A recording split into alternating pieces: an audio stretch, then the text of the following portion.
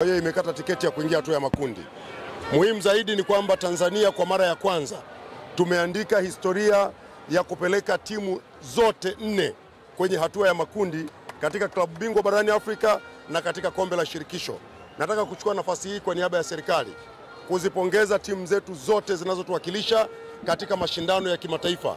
Simba Sports Club, Dar es Salaam Young Africans, Azam FC na Singida Black Stars. Serikali inazipongeza sana timu zote hizi kwa heshima kubwa ambayo zimeipatia Tanzania, kwa sababu tumeandika historia ya kuwa na timu ambazo zinashiriki mashindano ya kimataifa na zote zinafuzu kwa wakati mmoja. Lakini muhimu zaidi ni kwamba timu zote ziko kwenye kiwango kizuri sana.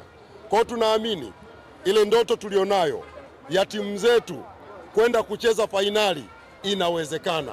Na mimi leo nina furaha sana kuona nimekuwa sehemu ya historia hii kubwa muhimu ya nchi yetu kupeleka timu zote katika mashindano ya kimataifa. Na wapongeza sana wote Simba, Yanga, Azam na Singida Black Stars.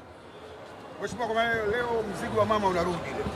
Mzigo wa mama leo unarudi kwa sababu vigezo na masharti ni kwamba timu lazima ishinde.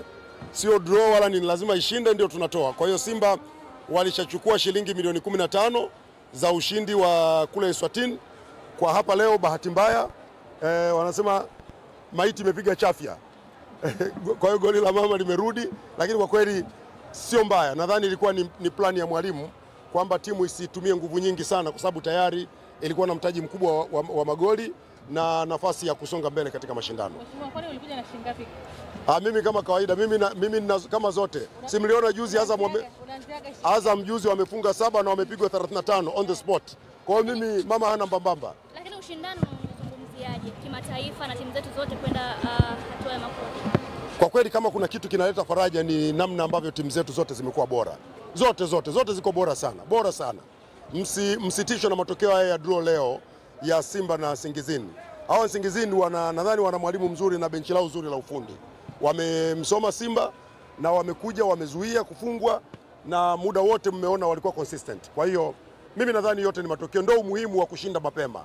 Kwa plani ya mwalimu imeenda vizuri, walishinda kwao, hapo wamedraw, Simba inasonga mbele. Hilo ndio jambo muhimu, kwamba tunaendelea na mashindano. Kwa ushindi ambao ulipata Simba kule ugenini, ulitegemea leo labda unaweza kashinda goli ngapi ambapo ukasema leo lazima huu mzigo ukae sawa kwa ajili ya Simba Sports? Kwa kusema ukweli, kwa ubora wa Simba na namna ambavyo Simba nimeiona mazoezini, nilitegemea leo wangefunga magoli mengi sana. Lakini ndio hivyo, wewe unapanga na mwenzako naye anapanga. Nadhani Singizini na wao walijipanga sana. Wakaja na plani yao ambayo imewasaidia kutokufungwa. Lakini kwa kweli Simba wako vizuri sana. Mimi nimewaona Simba zaidi ya hii mechi. Nimewaona mazoezini kule Bunju, timu ni nzuri sana, muwe na amani. Yaani kwenye group stage muwe na amani kabisa. Mheshimiwa, mipango yenu sasa kama serikali kuwa support hizi timu ambazo zimekwenda kwenye hatua ya makundi? Mipango yetu ni vile. Kwanza Mheshimiwa Rais Dr. Samia Suluhu Hassan anaendelea kuwapa goli la mama. Kwenye hatua ya makundi bado tuna shilingi milioni 5 kwa goli moja, robo finali milioni 10, nusu finali milioni 20. Lakini zaidi muhimu ni kuhakikisha kwamba tunawaandalia venue, uwanja kuwa tayari muda wote kwa ajili ya mashindano, na ndicho tunachokifanya. Asanteni sana.